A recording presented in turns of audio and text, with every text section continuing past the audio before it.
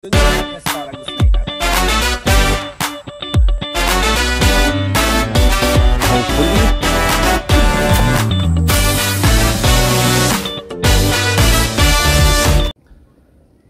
Magandang buhay mga sir at ma'am ko. Welcome to my channel, Sir Wally's Vlog. For today's video ay magpo-propagate tayo o magpaparami tayo ng asparagus plant. So yung nasa likod ko ay mga asparagus. Meron dalawang pamamaraan para dumami yung ating asparagus. Una, yung true seeds o mula sa buto. Kaya lang maghihintay tayo ng 9 to 12 months bago mag-ani ng asparagus spear. Pangalawa, yung pag-split ng crown o ng plant. So yung subuko na lagi kong ginagawa, yung nagpo-propagate tayo, nagpapadami tayo ng asparagus plant through splitting of the plant. Sa isang puno ng asparagus ay makapag-produce tayo ng 6 hanggang 10 planting material. So ang gagamitin natin ay almost 4-month-old. So kung ang ginamit natin o yung split natin na halaman ay 4-month-old or almost 4-month-old, so yung mga na-split natin ay technically mga almost 4-month-old na rin. So konti na lang yung paghihintay natin na makapag-produce ng asparagus spear yung ating halaman. So ano ba yung advantage ng pag-split? Una, yung waiting time umiiksi. Pangalawa, yung survival rate ng ating asparagus plant ay medyo mataas. Ito ay subuko na at lagi kong ginagawa. Kaya mga sir at ma'am ko, samahan nyo ako sa pag-split ng asparagus plant. Magandang buhay mga sir at ma'am ko. Ito yung ating asparagus plant. So bali apat na puno yung split natin. So samahan nyo ako at bubunutin natin to yung ating asparagus plant.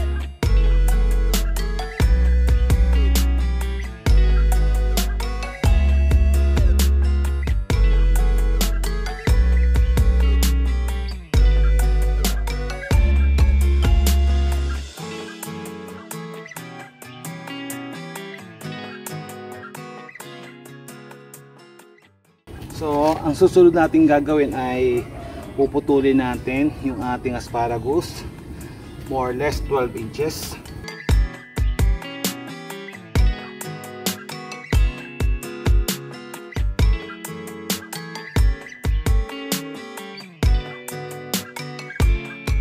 Hugasan natin para matanggal yung ibang lupa, para makita natin mas madali nating i-cut yung ating o split yung ating asparagus plant. Hugasan lang natin.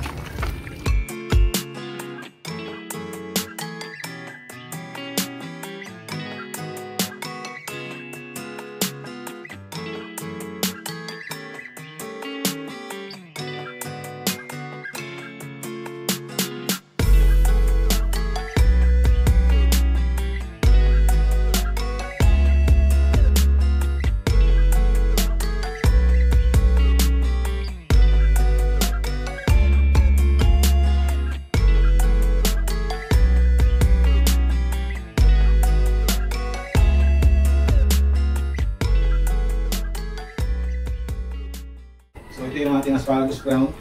So ano ba yung hinahanap natin para i-split yung ating asparagus ground? So kung titingnan nyo to, so kailangan meron lang buds.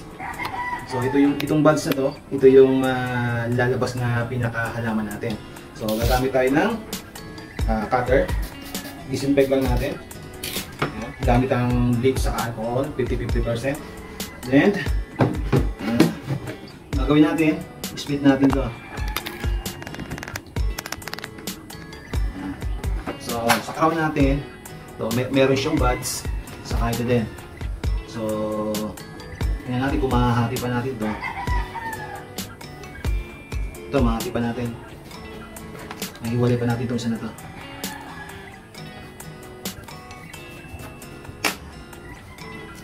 So, isa, dalawa, tatlo, apat, then lima. So, ito yung lulusot na halaman ng asparagus. Ito naman yung ating plant. So, ang diskarte, hanapin natin yung, yung sanga o yung puno na may kasamang ugat. So, hanapin natin ito. Ito, pag-iwalay natin. Then, cut. So, meron na tayong isang planting material. Tapos, kailangan, pag in-split natin, yung isang puno may kasamang ugat. So, ingat lang para hindi masaktan. Ayan. So, ito naman yung isang puno. So, pagka may kasamang ugat, mataas ang porsyento na ito ay mabubuhay. Ayan. Dalawa. Oops, natulog.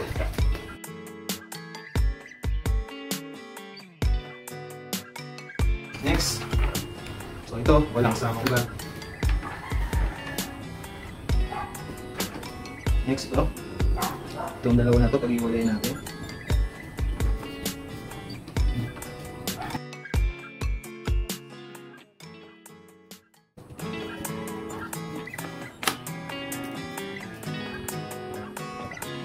Meron na ang dalawa sa atin, may nakapapa na buds. So, ito, iwalay natin. Mas bata yung asparagus plant, mas madali siyang split, saka hindi masyadong brittle yung mga sanya, mga stem niya. So, ito. Iwalay natin ito.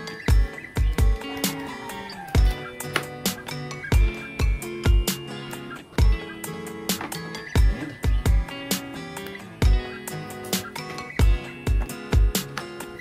Isang ugat.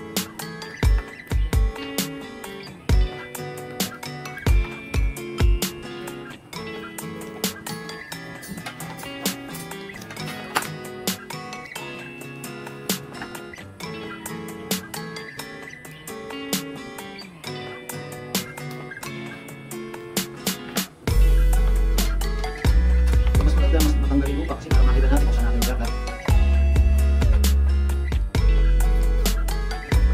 So, ang mahalaga, yung stem natin ay kasama agad para sigurado makukuha yung halaga. So, ito may ating split. Kasi sa so, sa isang puno, 1, 2, 3, 4, 5, 6, 7, 8, 9. 9 yung plant natin.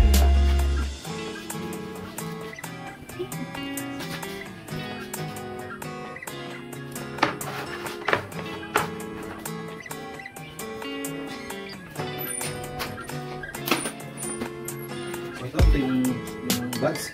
Saka ito. So, split natin sa gitna.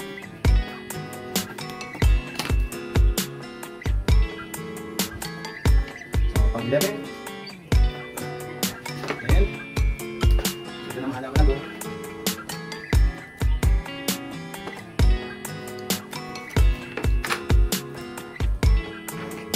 So, may split ba natin ito? So, kung part ito, nakapag-buka tayo ng dalawa. Ito, saka ito.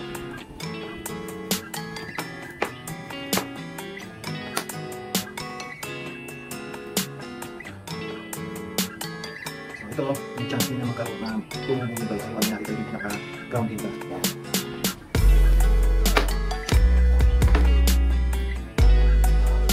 Again, mas kaibigan yung 3 months pa ba na split kasi hindi masyadong malaki yung ating asparagus. Hindi siya masyadong bigay ang time ito. So, ito, split na natin ito sa dalawa.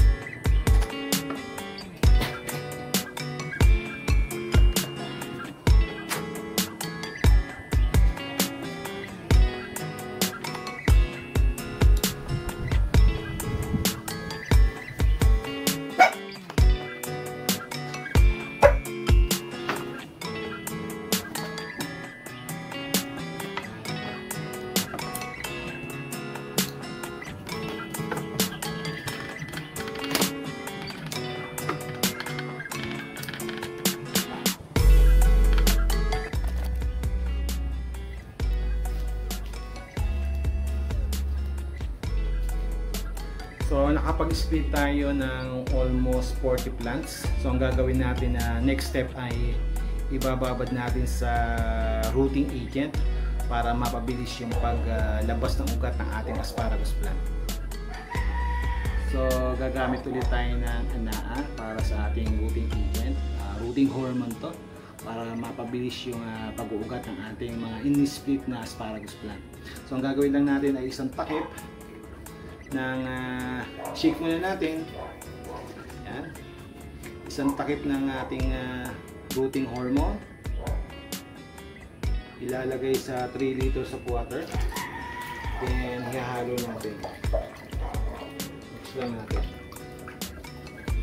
Then ibababad natin yung ating mga in-split ng 15 minutes. Then tatransplant natin.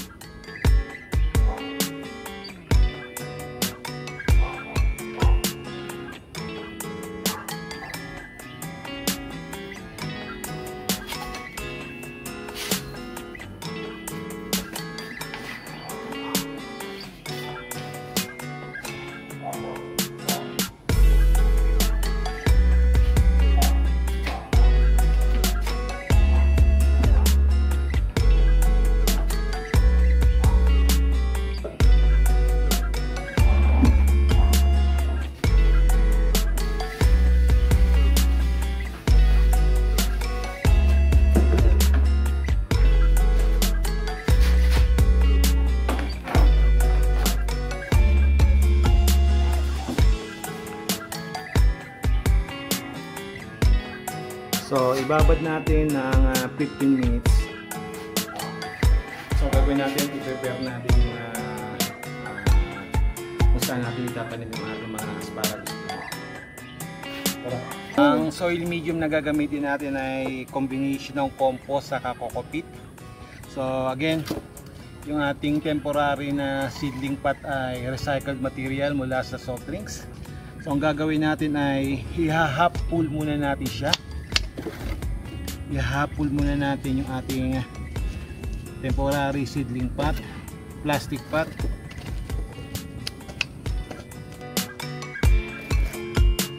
Hindi na natin kagad pupunuin.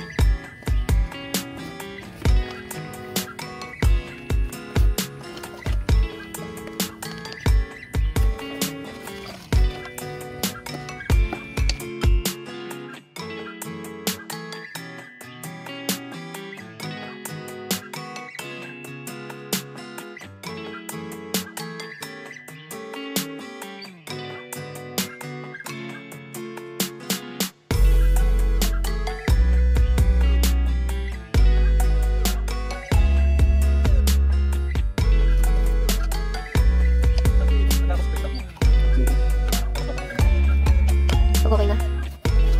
Pause ko na.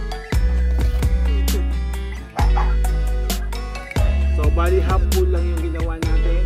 So, after 15 minutes ay itatransplant natin yung ating asparagus.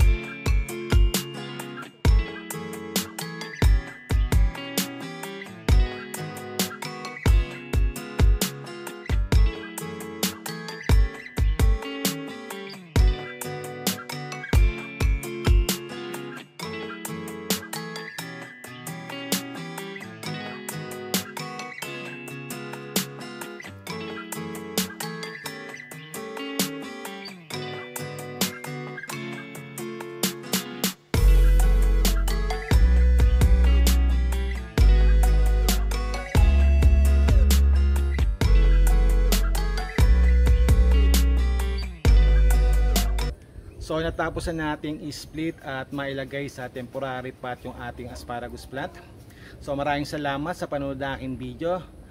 Don't forget to like, share, and subscribe na rin. And press the notification bell para lagi kayong updated sa mga video na tulad ito. And God bless us all. Okay na. Okay.